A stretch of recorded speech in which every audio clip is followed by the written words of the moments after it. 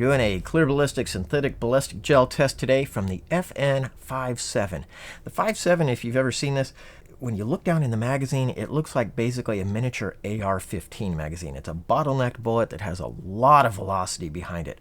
You launch off one of these bullets and it sounds like a rocket taking off. It hits with a lot of velocity, a lot of energy.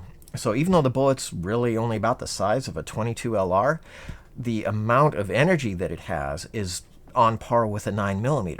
So can this FN5.7 deliver a reliable hit with expansion that penetrates a minimum of 12 inches?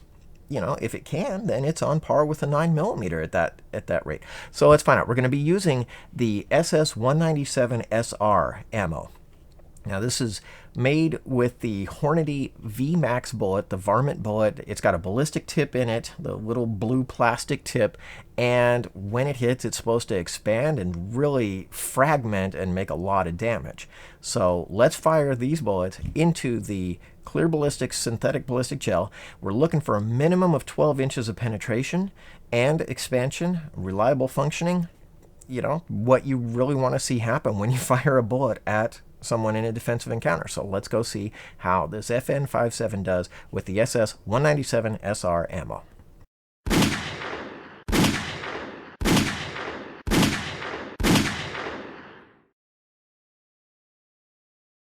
The gel block results for the SS197SRs, pretty interesting. First of all, as far as the damage tracks go, pretty substantial for such a tiny little bullet. Second of all, for penetration, they're great for penetration. The shortest one was at 12 inches. Next one was at 13. We had one at 14.5, one at 14.75, and one went all the way to 15.75. So all of them in the acceptable range, exactly where they should be. Tiny bullets though, and 4 of them didn't expand. We'll show you that next. But first, I want to show you this these damage tracks, because for such a little bullet, it left a nasty and dirty wound.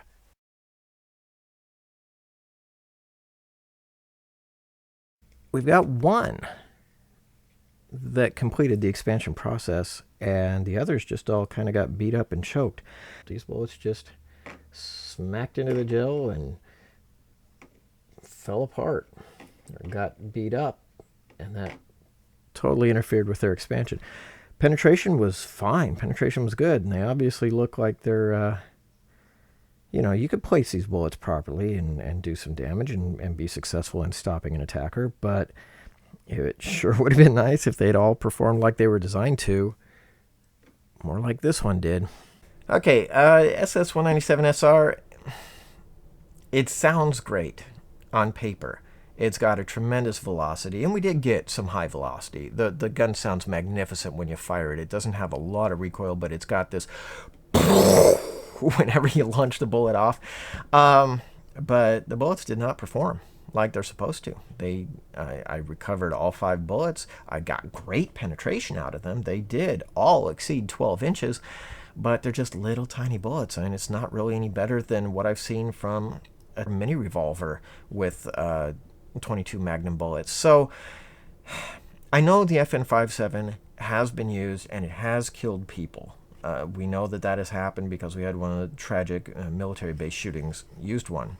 But I don't know what ammo was used there, but if it was, I would be surprised if it was the SS197SR, because it just didn't seem to work from this test. Based on this test, I'm not all that thrilled with what I saw. We didn't get the varminting action that's supposed to happen with these Hornady bullets. We just really kind of got, the front tip got deformed, and they didn't perform really any different than a Full Metal Jacket would have done. So in general, if you can find other types of ammo, I mean, I'd like to try other types of ammo from this gun to see if something else performs better, but I wasn't really all that impressed with how the SS197SR did.